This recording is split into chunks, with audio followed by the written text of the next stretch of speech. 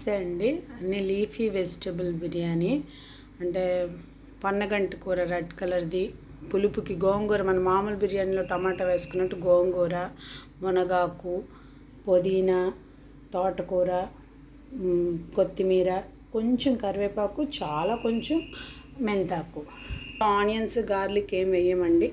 Just జీడిపప్పు, కొబ్బరి 2 చిప్పలు తురుము వేయడం వల్ల కవర్ అవుతుంది టేస్ట్.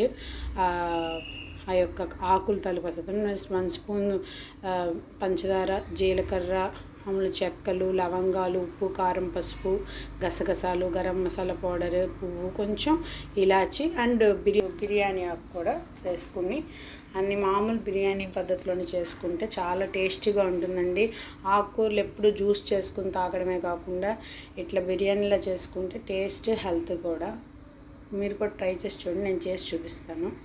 బటర్ చిప్లెట్స్ వేసాను. బటర్ చిప్లెట్స్ వేసిన తర్వాత ఫస్ట్ అది మసాలా సామాన్ వేసుకున్నాను. జీడిపప్పు,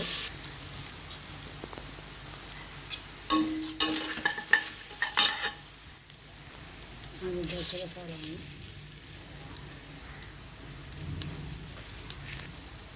కొంచెం జీడిపప్పు అరగా వేగేదాకండి. కొంచెం ఆయిల్ కూడా వేసానండి.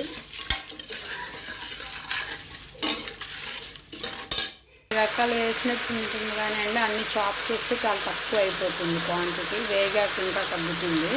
పంచదార వేసాను, కొంచెం పసుపు, ఉప్పు, ఇదంతా పడుతుందండి. ఇంత కారం, ఇంత గరం మసాలా.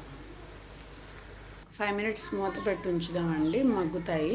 వేగాక ఇట్లా ఉంది. నానబెట్టిన బాస్మతి రైస్ వేసుకుందాము. 4 గ్లాసెస్ బాస్మతి రైస్కి 8 గ్లాసెస్ వాటర్ పోసానండి, కొలిచి పెట్టుకున్నాను. ఒకసారి బియ్యం వేసిన తర్వాత బాగా మిక్స్ చేయాలండి. ఒక 2 మినిట్స్ ఉన్న తర్వాత నీళ్లు పోస్తే బాగుంటుంది. చాలామంది తెలిసే ఉంటుంది.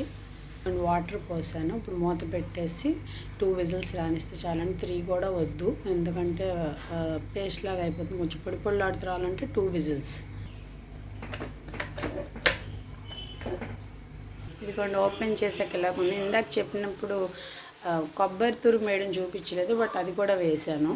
ఇదిగోండి tasty vegetable leaf biryani ready.